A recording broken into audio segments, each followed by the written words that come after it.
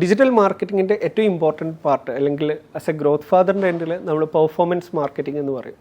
അതായത് നമുക്ക് sales associated ആയിട്ടുള്ള ആക്ടിവിറ്റീസ് ചെയ്യാൻ പറ്റും. അതാണല്ലോ ഫൈനലി നമുക്ക് ബിസിനസ്സുകാർക്ക് വേണ്ടത്. അപ്പോൾ ഈ സെയിൽസ് അസോസിയേറ്റഡ് ആയിട്ടുള്ള ആക്ടിവിറ്റീസ് ചെയ്യുക എന്ന് പറഞ്ഞു കഴിഞ്ഞാൽ ലീഡ് ജനറേഷൻ ആക്ടിവിറ്റീസ് ആവാം, എൻക്വയറീസ് ജനറേറ്റ് ചെയ്യുന്നതാവാം. ഇതിനൊക്കെ നമുക്കൊരു കോസ്റ്റ് ഉണ്ട്. അതായത് ഇപ്പം ഫേസ്ബുക്കിലൊക്കെ നമ്മൾ പരസ്യം ചെയ്യുന്ന സമയത്ത് ചിലപ്പോൾ നമുക്കൊരു 100 രൂപക്കൊക്കെ ലീഡ് കോസ്റ്റ് വരാം.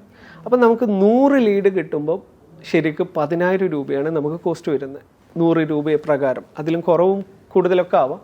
അപ്പോൾ ഈ 10,000 രൂപയിൽ ഒരു കസ്റ്റമറെ നമുക്ക് കിട്ടിയാൽ നമ്മുടെ customer acquisition cost will be 10,000. പക്ഷെ അതിൽ നമുക്ക് 2-3 കസ്റ്റമറെ കിട്ടിക്കഴിഞ്ഞാൽ നമുക്കതിങ്ങനെ താഴത്തേക്ക് വരും. അതിനനുസരിച്ച് റവന്യൂ അതേപോലെ കസ്റ്റമറിൻ്റെ ലൈഫ് ടൈം വാല്യൂ നമുക്ക് മീറ്റ് ചെയ്യുന്നുണ്ടോ എന്നുള്ളത് കുറച്ച് ടെക്നിക്കൽ സ്റ്റെഫാണ് എന്നുണ്ടെങ്കിലും ഇതിലേക്ക് നമ്മൾ ഒന്ന് ഇറങ്ങിക്കഴിഞ്ഞാൽ മാത്രമാണ് നമുക്കിതിലെ മാക്സിമം ഒപ്റ്റിമൈസേഷനിലേക്ക് കൊണ്ടുപോകാൻ പറ്റുള്ളൂ. അതല്ലാണ്ട് നമ്മൾ കുറേ ആക്ടിവിറ്റീസ് ചെയ്തതിനെ കൊണ്ട് മാത്രം നമുക്ക് റിസൾട്ട് കിട്ടിക്കൊള്ളണം എന്ന് നിർബന്ധമില്ല.